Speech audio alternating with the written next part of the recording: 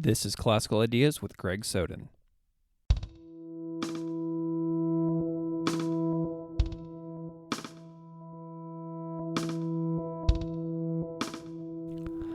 Welcome to Classical Ideas.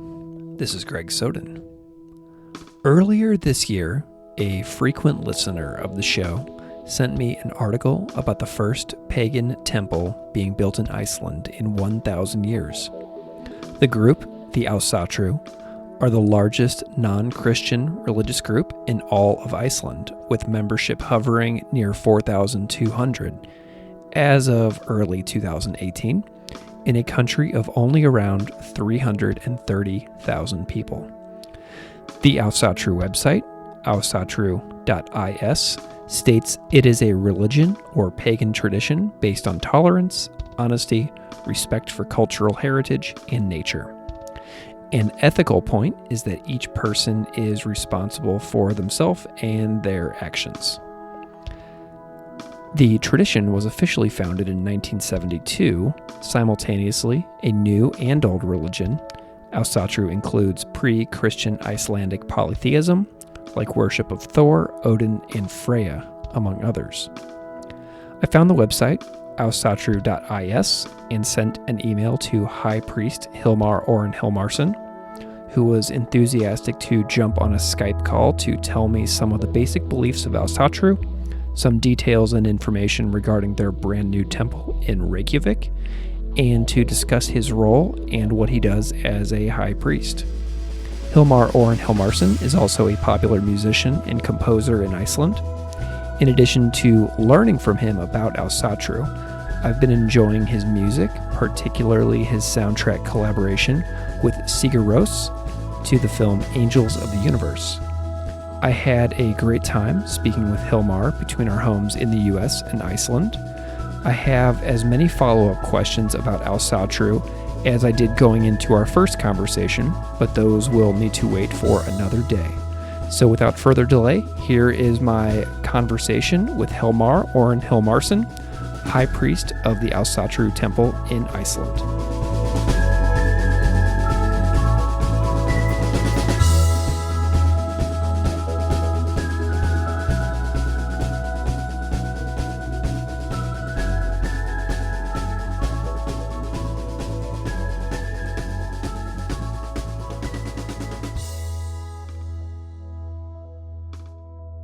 I'm here today with my guest, Hilmar Örn Hilmarsson. Thank you so much for coming on the show. It's a pleasure and a privilege. I'm so glad. So we are here today to talk about Ásatrú and the new Ásatrú temple that is being built in Iceland. And so, Hilmar, can you just go ahead and briefly introduce yourself to the audience so we kind of know who you are and what you do? My name is Hilmar Örn Hilmarsson. I'm an Icelandic composer, which somehow ended up as the leader of the Icelandic Ásatrúarfélagið, which is the association or the pagan association of Iceland. And so I've been working with the Ásatrúarfélagið for nearly 47 years. And to cut a long story short, I mean, ever since the society was founded in the early 1970s, we were always aimed at building a temple, which we're close to finishing now. Excellent. Where in Iceland is the temple being built? It's being built in this wonderful hillock in Reykjavik, very close to the center, so it's a beautiful place. It's in this area called Öskjuhlíð, which is like this recreational area for Reykjavik, where a lot of people go for walks, and it's a very scenic place. So we're actually very happy with the location. Marvelous. You mentioned you're a composer. Can I ask a little bit about what it is that you do in the music world? I've been involved in so many things. It's very hard to classify what I do. I've worked as a composer for both orchestral music for films mainly, which have been the mainstay of my life for the last 30 years. I've produced albums from sort of teenage death metal bands like Sororicide Awesome. to Chicago blues legends like Jimmy Dawson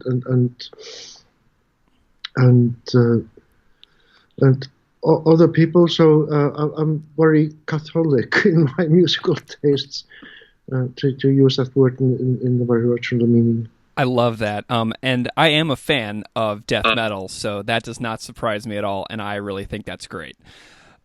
So I want to talk about Asatru, and I have a mostly North American audience on this show, some European as well, but I would imagine that Asatru is something that is brand new to most listeners, and it's mostly brand new to me as well. I've only been able to read a few articles about it. One was on Atlas Obscura, and another one was on Business Insider, published a recent interview with you as well.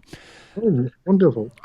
Yeah, and those are easily searchable on the internet, and I would highly recommend that people find those because they're very compelling and it's very interesting. And so I'm curious about if you could take us way back. How were you first introduced to Asatru? I think it's in a way something that happened when I was really young, because what most people don't realize is that Icelandic culture is in a way seeped with all these ideas. We have all the old literature as part of our upbringing. We are brought up with what is called the Icelandic sagas, which are is literature from the 12th and the 13th century, which talks mostly about the pagan past. We are brought up with the old pagan poems, which are called the Attic poems, which have somehow been ingrained in Icelandic culture. So even at the age of 9 or 10, I mean, you've been subjected to these ideas, whether you realize it or not. So at the age of 10 or 11, I was totally fascinated by this heritage. And my uncle, he was doing some lectures on what he called the roots of Icelandic culture. And I was his biggest fan.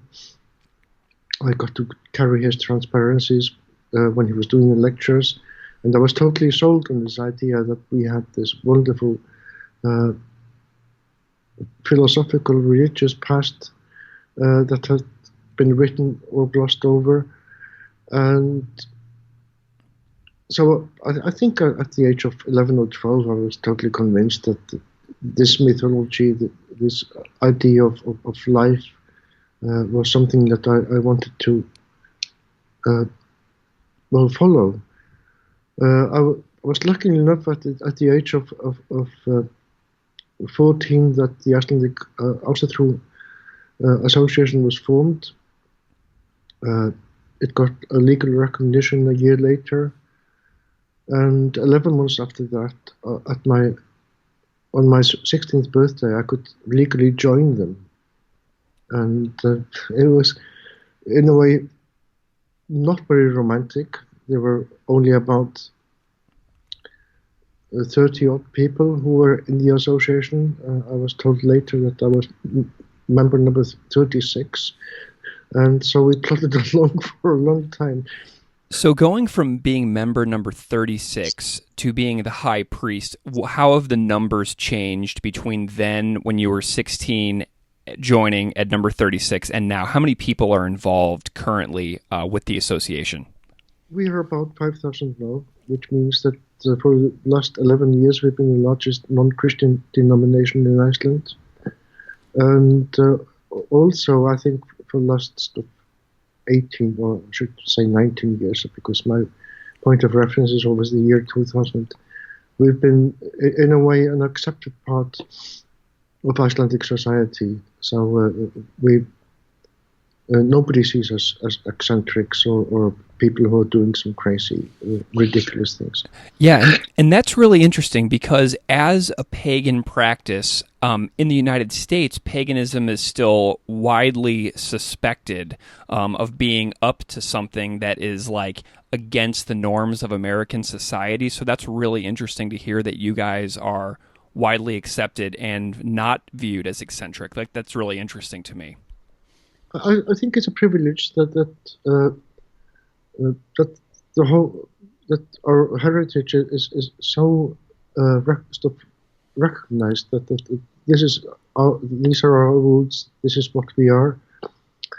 We quote the phrases from the old pagan sayings at every gathering, where it's a birthday or it's a celebration of a life lived well. Whether it's a sort of Christian sort of funeral, so these things are appropriate to how we think and how we behave. Wonderful. So it's gotten much, much larger. So around 5,000 people. So is it getting to the point to where most practitioners are born into the religion, or are people finding it later in life and becoming Ásatrú? It's a bit of both. I mean, what surprised me around 2005 and 2006, we had a lot of people in their 70s and 80s that joined us. I mean, actually more than young people. It was like a lot of people had been sitting on the fence for a long time and realizing, okay, this has become respectable, or whatever the tone of the phrase could be. But now, I mean, we have about 3 generations that have been raised in Ásatrú, which I think is fantastic. I've been marrying couples. I've been giving names to the children. I've gone through coming of age ceremonies with those children, and probably in 2 or 3 years' time, I'll be giving names to their children as well. Wonderful. So I'm curious about belief system. What are some of the basic beliefs in Ásatrú practice? Like, what do you guys believe to be, the nature of reality? Well, it's very fluid because it's a very individual approach.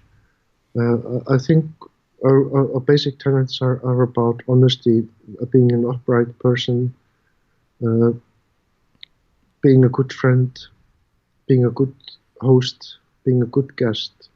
It's all about right behavior. In that sense, I mean, it is close to like Confucius or stuff, the Chinese ethical system of behavior, and Marcus Aurelius, the Roman system of behavior, which a lot of people overlook because, I mean, everybody wants to see this as being totally assigned to the North, but it's a very universal approach. Is there a text like that is a part of the tenets? No, we don't have a sacred text which is hewn in stone. It's not a revealed religion. I mean, that is the difference between, say, us and most pagan practices, and what we would call about the monotheistic religions, like Judaism, Christianity, and Islam. There are no absolutes. There are no thou shalts and thou shalt nots. Okay, so you brought up the term monotheistic, and so I'm curious how you would classify deities within Ásatrú. Is it polytheistic? Are there literal beliefs in God? Is it like a literal or more of like a metaphorical belief in gods and deities? Can you tell me a little bit about that? Well, I can only talk about myself, and I've been getting a lot of flack for talking about my beliefs, which people have interpreted like that I wanted people to have the same set of beliefs. As I said, I mean, Icelandic beliefs are very fluid. We live in this weird country where the ground is literally alive beneath your feet. and you can have eruptions, you have earthquakes, you have 5 types of weather within 10 minutes, which means that your sort of consensual reality has to be very adaptable. And so it means that you can have a god or a power that you want to connect with that could change by the hour. I mean, you could meet this goddess at 9 o'clock in the morning, or that god at sort of 1 p.m., or another god at night. So it's a very fluid belief, and we are not very good at sort of literal thinking. We don't have a set of prayers or rituals for these things. I mean, we have to adapt to whatever is thrown at us at any given time. Is there... Oh, sorry, go ahead. Yeah, so I think everybody's talking about things like archetypes, like it was something that was invented by Carl Gustav Jung in the early 20th century. Of course, the archetypes go much further back. I mean, this is a Greek term, and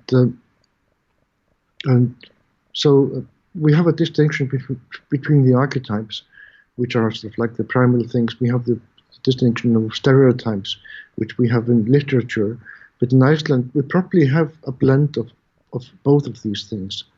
So we tend to have a poetic approach, which is somewhere between the archetypal and the stereotypical thinking.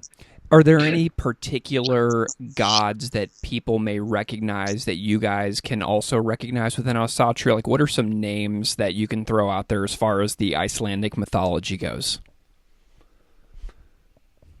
Well, I think there's a bit of a bias in Iceland because the god Odin is very big in Iceland, and which is totally out of proportion with how he was worshipped in the rest of Scandinavia. Odin is the god of poets, he is the god of chieftains, and he is also a god that has very lax morals when it comes to certain things, which I think is very appropriate to the Icelandic character. So Odin has always been honored in Iceland because we are very much into writing and poetry, have always been. The cliche is that every other Icelander has published a book of poetry, which is nearly true. so that's why we have Odin. But also Icelandic society has always been very, how can I say it?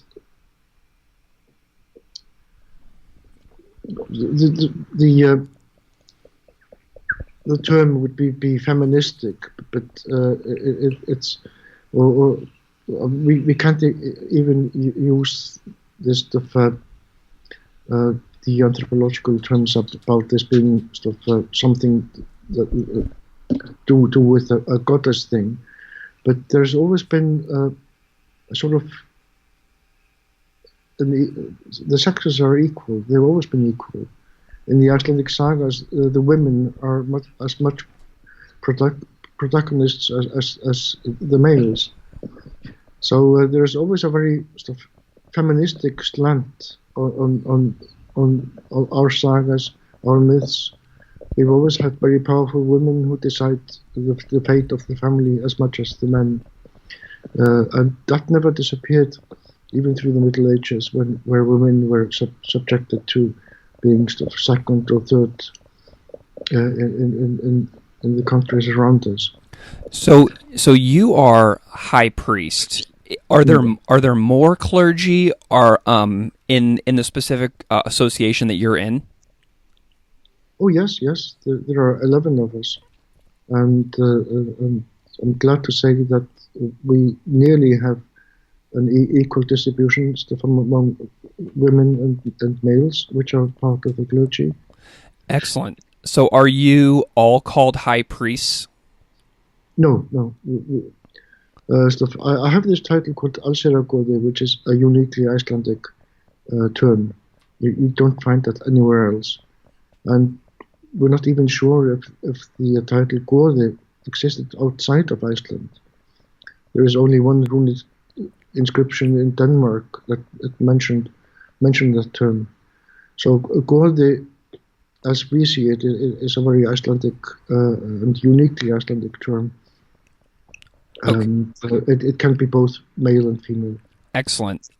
How is authority given to certain people like you to become like a high priest or the other title that you mentioned a second ago? Well, I mean, to begin with, I mean, it's just a democratic thing. Our society is very open and democratic, so the members actually choose the people they want to be in charge. And, well, the second thing is that anyone who is stupid enough to shoulder that thing gets accepted. Is there a founder of Ásatrú that, can be credited with starting it as like a formal association? Yes, I think we can actually say that our founder is Sveinbjörn Benediktsson, who was a poet and a farmer, and who was the first Allsherjargoði, and who was a very fantastic person. And I had the luck and the privilege to be with him for decades and learn from him. So I think it's quite wonderful. I mean, you have this sheep farmer in the middle of nowhere in the west of Iceland, who was writing poetry since his teens, and he became the first Allsherjargoði. So I think, well, for the outsiders, these may look like humble origins, but for us, I mean, it looks like someone who was uniquely qualified to lead this movement. So I was reading that there are rituals like during services, and I may mispronounce the word, but is it bloats? Bloat, yes. Okay. So what are the rituals, bloats, that are done, and what might those look like if somebody were to see that being done? A simple explanation is like a bloat is like a communal gathering, whether it is two people who are about to marry, or three people with parents and a child which they are going to give a name to. So it's a function of the Goði, the priest or the priestess, to sanctify the time and space. So the idea is pretty simple, that everything that takes place at that time is sacred. So it's like making sure that this has a higher and a deeper meaning for all concerned. So it's not a way of preaching. We don't talk about how people should behave afterwards or what this will mean personally for them, because we in a way realize that they will take whatever from that moment that is meaningful to them. So is there like a weekly service that everybody in the community comes and comes and gathers? No.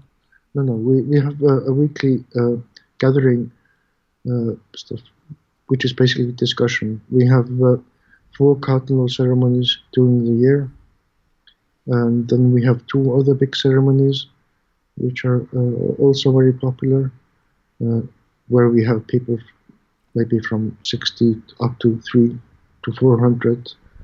The biggest gathering we had was with 1,000 people, but it's not like stuff a church service. Okay, so what would happen during the meeting that happens a few times a year? It changes because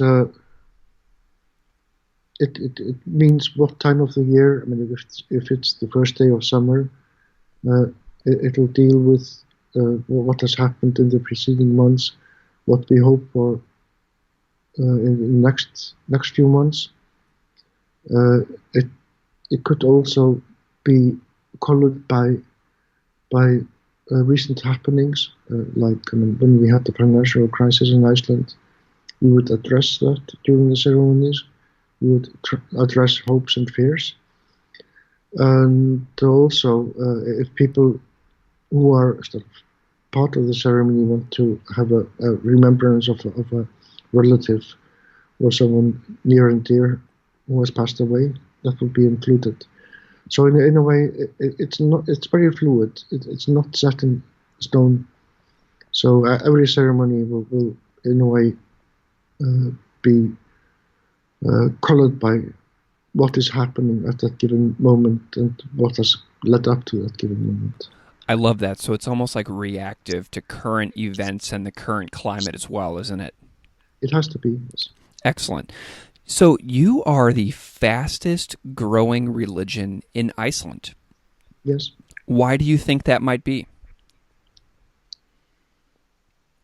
I think it's basically because it's so culturally ingrained in Iceland, and also I think the main reason for our growth is that people, most of the people who attend our ceremonies, up till about 3 years ago, it was about 90% would be staunch Lutherans would attend the ceremony just because of the demographics.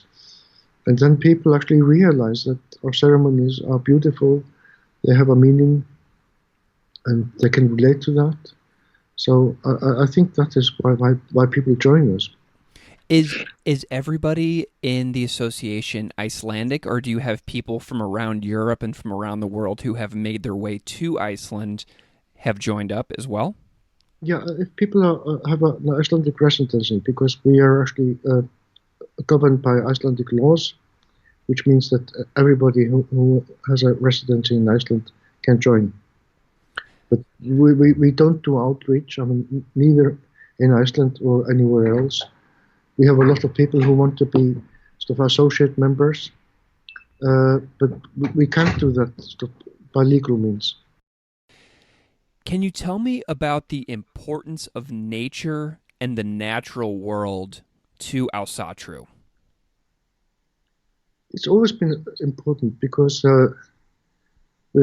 from the time of settlement, we've had this idea that the land is inhabited by powers and beings that we call landvættir, landwites. So one of the things when Iceland was settled was that the dragon heads of the ships had to be taken down before they reached land, so as not to scare those beings. And among the first settlers, we actually had people who were favored by the local, or Latin term would be like the genius loci, which we call the landvættir, which are the powers which are part of every stretch of Iceland. And so people had to align themselves with the local powers of the land. And of course, they would, in a way, be shaped by whether you had a volcanically active area, or an area with hot springs, or an area with salmon fishing, or an area with a mountainous range, or an area where you had plentiful fishing. So in a way, people would adapt to the localities, and they would address the powers accordingly. So for us, it's all about aligning yourself to nature and your local powers instead of fighting them. Do you have a favorite story that is very nature-based that you have loved all of your life?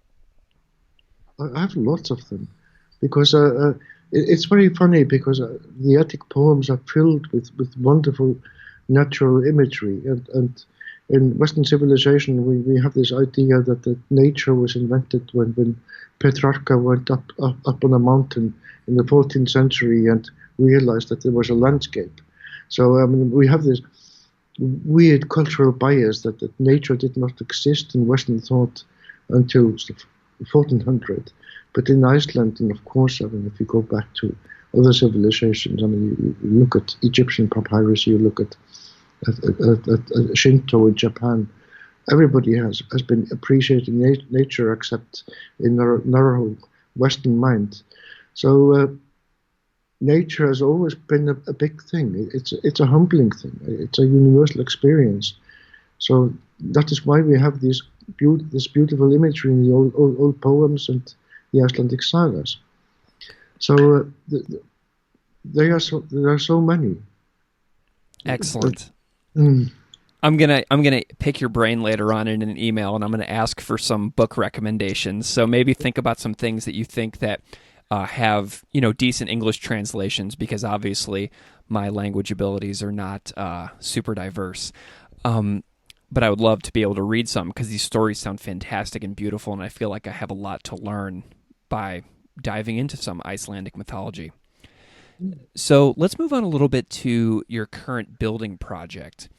You are the first pagan temple built in Iceland in 1,000 years, I think is what I read. Yeah, over 1,000 years. How did the project get started? Well, it was always a dream that we had. And back in 1973, when the society got legal recognition, one of the first things was that we want to build a temple and we want to have our own graveyard. We got our own graveyard in 1999, but after that we sort of saw that there was a possibility that we could build a temple, and we first applied in 2003 for a place in Reykjavik where we could have a temple. And in 2006, we got this plot of land in Öskilíð, sort of given by the city of Reykjavik. And so we've been working on it ever since. Of course, we had some setbacks, like the financial crisis in Iceland, where 1/3 of our funds disappeared because we had them in Icelandic bank. But we've been working frugally towards building this temple, and it's been sort of not as easy as we thought, because weirdly enough, being a religious organization, we are not bankable, so the Icelandic banks certainly have this principle that they don't lend money to religious buildings, so we have to do this very slowly and make sure that we can afford every step. So I want to talk about the setup of the building. Is the architecture and the design of the structure important? Like, does it need to face in a certain direction, or does it need to have certain building characteristics, or things like that are like geographically important to the building? Absolutely, and we decided that the place where we're building is pretty unique in a geological sense. So we had this competition. We tried to get 10 architects to come up with ideas where we present them with the locality. We had a geologist who had written about the spatial aspects of the area. We had worked out where the sun would come up on the summer solstice and the winter solstice, where it would be positioned at the equinoxes, and also at the dates that are important to us, which are the first day of summer and the first day of winter.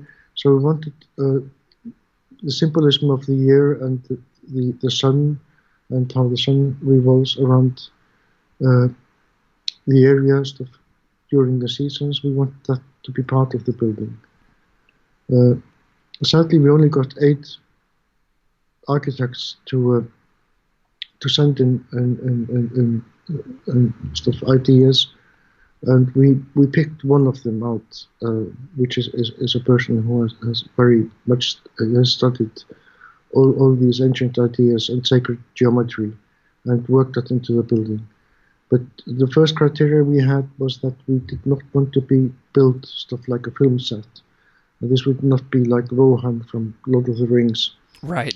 This would be a very modern building, but with references to sacred numbers, and we have a lot of those in the old poems. Number 9 is very sacred, and we have sacred numbers like 216 and 432,000, which you can also actually find in Vedic mathematics and in Hindu temples in India, which is actually quite appropriate.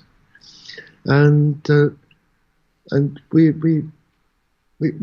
found a reference. There's a wonderful Sri Lankan engineer and architect called Cecil Balmond, who has written a book called Number 9, where he is talking about how he has based his designs around the number 9, which is not very big in Western architecture, because we always go by the number 10. But we consciously threw the number 9 into the whole design.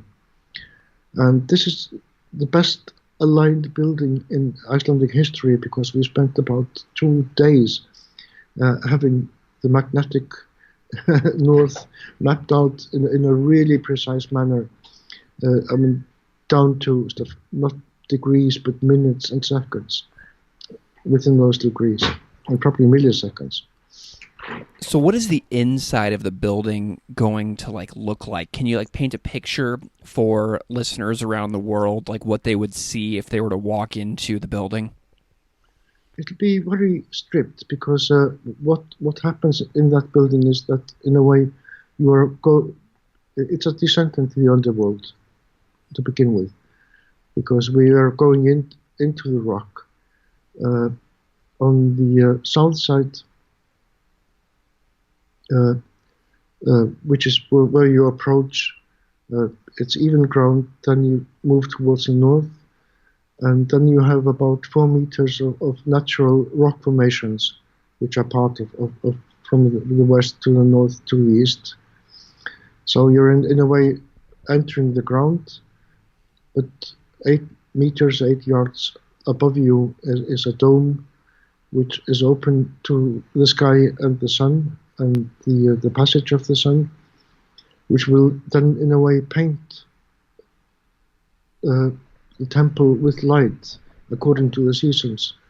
So in a way, we don't have any big symbols. We don't have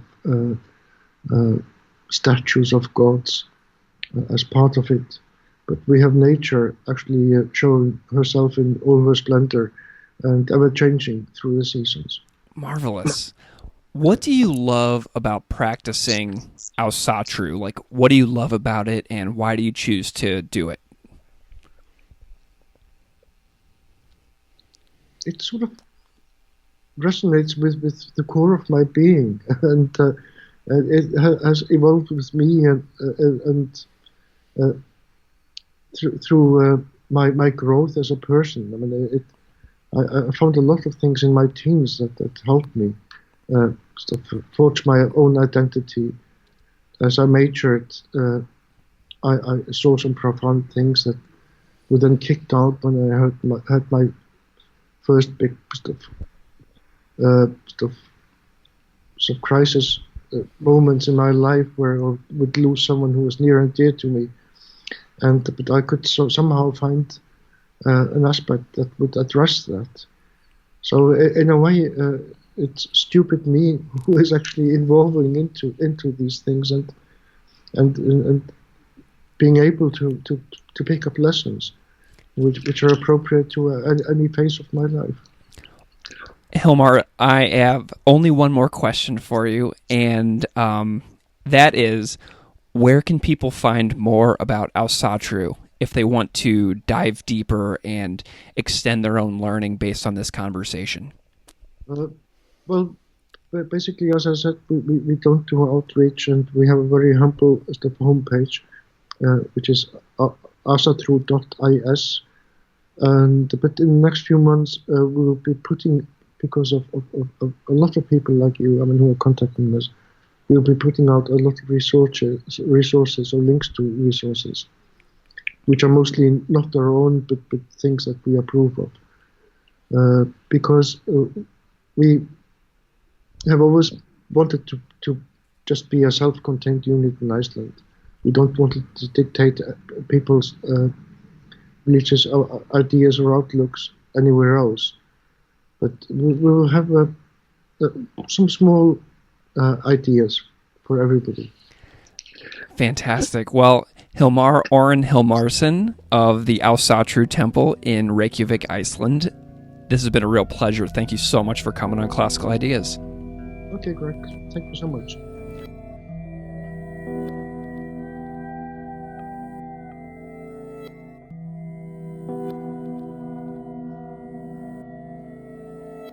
Classical Ideas is produced by me, Greg Soden.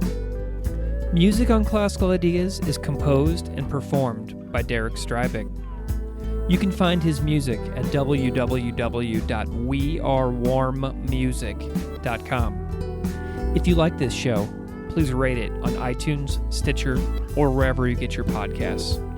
You can email me at classicalideas@outlook.com or find me on Patreon at patreon.com/classicalideaspodcast. Thanks so much for listening.